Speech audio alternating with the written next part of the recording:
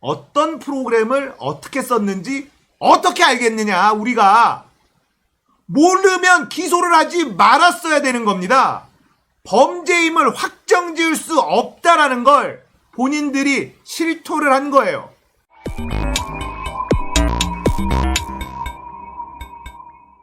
안녕하세요. 딱딱한 뉴스를 쉽고 재밌게 풀어드리는 시사건건 홀수영입니다. 자, 이번에 다룰 이야기는 정경심 교수의 무죄를 고백해버린 검찰 이야기입니다. 자, 정경심 교수의 4차 공판이 열렸습니다. 그 전설의 동양대, 너무나도 위대한 대학교, 이 동양대의 표창장, 이걸 위조했느냐 위조하지 않았느냐, 이 재판이 4차 공판까지 이어지고 있습니다. 1심은 공판이 한 10차례까지 진행이 됐었죠.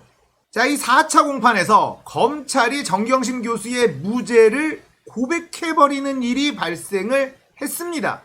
검찰이 무슨 얘기를 했느냐, 어떤 프로그램을 어떻게 썼는지 저희가 어떻게 알겠습니까? 솔직히 이런 이야기를 했다고 합니다. 자, 검찰이 한 이 말이 얼마나 중요한 말인지 설명해 드리도록 할게요. 자, 검찰에게는 기소권이 있죠. 자, 재판으로 끌고 가는 것을 기소라고 합니다.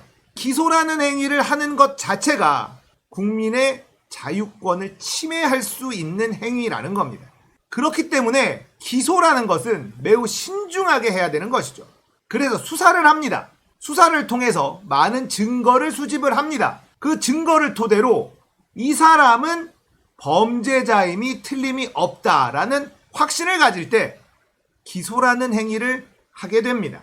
대한민국의 주권자인 국민의 자유를 침해할 수 있는 행위인 기소. 그렇기 때문에 기소는 많은 증거를 토대로 범죄를 입증할 수 있는 확신이 있을 때만이 해야 되는 그런 행위라는 것이죠. 그런데 이 4차 공판에서 검찰은 어떤 프로그램을 어떻게 썼는지 저희가 어떻게 알겠습니까? 솔직히 라는 말을 직접 해버렸다는 것. 모르면 기소하지 말았어야 됩니다. 자, 표창장 위조예요. 자, 표창장 위조의 범죄를 입증하기 위해서는요, 6하 원칙이 모두 맞아 들어가야 됩니다. 언제, 어디서, 어떻게, 왜, 누가, 무엇을, 이게 다 있어야지 돼요. 범행 일시도 확정돼야 되고, 어떻게 했는지도 확정돼야 되고, 왜 했는지도 확정돼야 되고, 누가 했는지, 무엇을 했는지, 이런 것들이 다 확정돼야 됩니다. 그래야지 공소장이라는 것이 완성이 됩니다. 근데 어떤 프로그램을 어떻게 썼는지 어떻게 알겠느냐. 우리가 모르면 기소를 하지 말았어야 되는 겁니다. 범죄임을 확정 지을 수 없다라는 걸 본인들이 실토를 한 거예요. 이 4차 공판에서 여러 가지 일들이 일어났는데 저는 검찰의 이 워딩에 주목합니다. 이것만으로도 언론에서는 대서특필했어야 되는 겁니다. 무리한 기소임을 고백한 검찰. 이렇게 나와야 정상이에요. 지금의 정경심 교수의 재판은 이상하게 흘러가고 있습니다. 정경심 교수뿐만 아니라 최강욱 의원의 재판도 이상하게 흘러갔어요. 어떤 식으로 흘러갔느냐? 피고가 무죄를 입증해야 되는 재판이라는 겁니다. 검찰이 피고의 유죄를 입증하면 돼요. 그게 재판입니다. 그런데 이놈의 재판은 뭔가 거꾸로 돼서 피고가 무죄임을 입증해야 되는 방식으로 흘러가고 있습니다. 이걸 입증 못하면 유죄라는 거예요. 말이 됩니까? 무죄 추정의 원칙은 다 엿바꿔 먹은 것 아닙니까? 검찰이 유죄를 입증하지 못하면 그건 무죄입니다. 그런데 정경심 교수의 재판이나 최강욱 의원의 재판은 무죄임을 입증하라 그래요. 정경심 교수의 변호인단도 이 사실을 알고 있습니다. 검찰의 유죄 입증 주장을 하나하나 반박만 하면 끝나는 겁니다. 검찰의 논리를 깨기만 하면 이 재판은 이기는 거예요. 그런데 그렇게 해서는 이기기 어렵다라고 생각한 것 같아요. 그래서 무죄임을 적극적으로 알리기 위해서 더 많은 조사를 하고 더 많은 자료를 준비하고 있습니다. 이건 정상적인 재판이 아닙니다. 최강욱 의원도 조국 전 장관의 아들이 우리 사무실에서 일했었다라는 증거를 찾아내야지 돼요. 검찰이 일하지 않았다는 증거를 제시해야 되는데 최강은 의원 측이 조국 전 장관의 아들이 체험활동, 인턴활동을 했는지 확실하게 증거를 대라 이러고 있는 상황이라는 겁니다. 자, 여러분들에게 검찰이 갑자기 너 도둑놈이지? 아니요. 그래? 그러면 도둑이 아닌 걸 입증해봐. 도둑이 아닌데 어떻게 입증을 해요? 입증을 못했어? 그럼 넌 도둑놈이야! 이러고 있는 형국이라는 겁니다. 정경심 교수의 재판도 최강욱 의원의 재판도 그렇게 흘러가고 있어요. 대한민국의 법 질서가 완전히 박살나고 있는 현장을 우리는 직접 목격하고 있는 중입니다. 그런데 우리는 왜 이게 이상하다고 느끼지 못할까요? 언론이 썩어 빠졌기 때문에 그렇습니다. 이렇게 이상하게 흘러가고 있는 걸 언론이 지적을 하고 제대로 돌아가게 만들어줘야 되는데 언론이 여기에 동조합니다. 무죄를 입증하지 못했으니 너희들은 유죄잖아 라는 것에 바람을 불어줘요. 더 활활 불타오르도록 만들어줍니다. 이번 정경심 교수 항소심 4차 공판에서는 검찰은 그 어떤 새로운 증거도 제시하지 못하고 변호인단의 주장을 반박하지도 못했어요. 그런데 언론에서는 어떻게 보도하느냐? 공방이 오갔다. 공방이 오가지 않았습니다. 일방적으로 깨진 공판이었어요. 검찰이 박살난 공판이었습니다. 자, 핵심 쟁점. PC. 정경심 교수가 표창장을 위조했다고 검찰이 주장하는 PC가 있습니다. 이 PC가 동양대에 있었느냐, 방배동에 있었느냐, 이게 지금 주요 쟁점이죠. 자, 검찰 입장에서만 설명해 드릴게요. 검찰은 범행 일시를 확정지었습니다. 공소장에 육하원칙 모든 것이 들어가야지 성립된다고 말씀을 드렸죠. 범행 일시를 확정지을 수 없으면 유죄도 확정짓지 못합니다. 자, 범행 일시를 확정을 지었습니다. 그 시간대에는 정경심 교수가 동양대에 있지 않았습니다. 서울 자택에 있는 시간대였다라는 것까지 확인이 됐어요. 그렇다면 이 위조를 했다는 PC도 동양대에 있으면 안 되죠. 방배동 자택에 있어야만 합니다.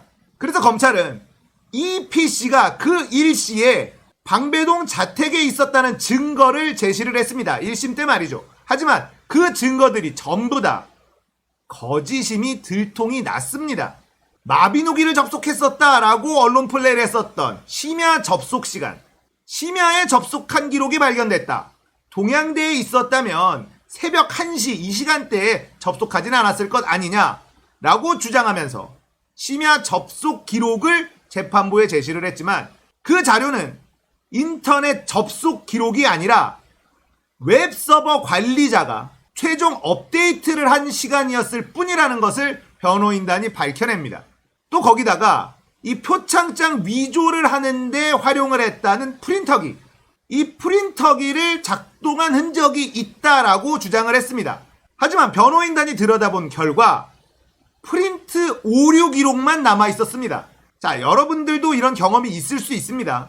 프린터기가 연결되어 있는데 예전 프린터기 드라이버가 설치되어 있다거나 잘못 설정이 되어 있으면 인쇄가 제대로 안 돼서 들여다보니까 엉뚱한 드라이버로 설정이 되어 있어서 인쇄 오류가 났었던 기억들 많이 계실 거예요.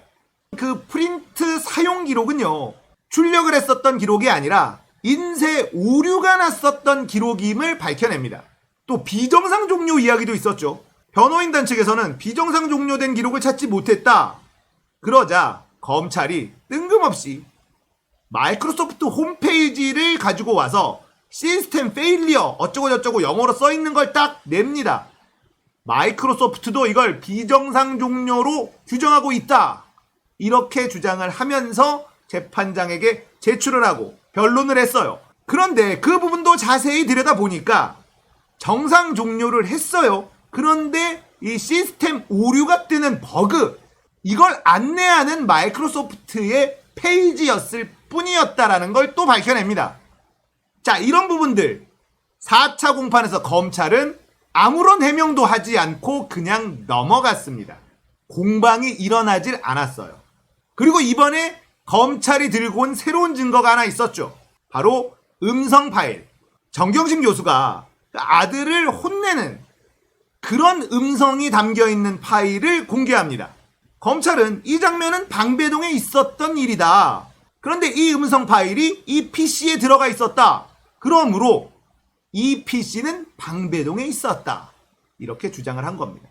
재판장이 그 음성 파일을 재생하지 말라고 지시를 했습니다. 하지만 검찰은 재판장의 말을 듣지 않고 재생을 합니다.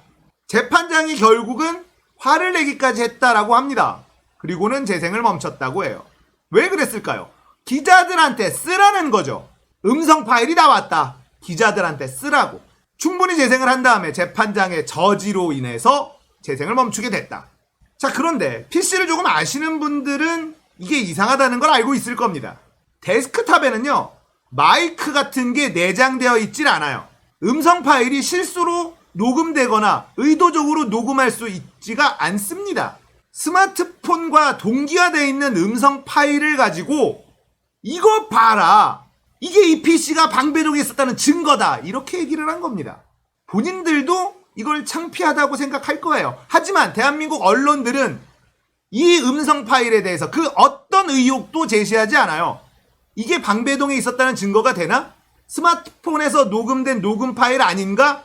이런 의혹을 아무도 제기하지 않으니까 겁도 없이 그냥 트는 겁니다. 재판장이 틀지 말라고 얘기했음에도 불구하고. 이번 4차 공판에서 검찰은 어떤 프로그램을 어떻게 썼는지 저희가 어떻게 알겠습니까? 솔직히 이런 얘기를 했다는 것. 정경심 교수의 무죄를 스스로 고백한 것이다. 자신들이 쓴 공소장이 엉터리다라는 것을 고백한 것이다. 대한민국 언론들은 이런 이야기를 아무도 하지 않습니다. 자, 오늘은 정경심 교수의 무죄를 고백한 검찰 이야기였어요. 공감되셨다면 구독, 좋아요, 알림 설정 부탁드릴게요. 감사합니다.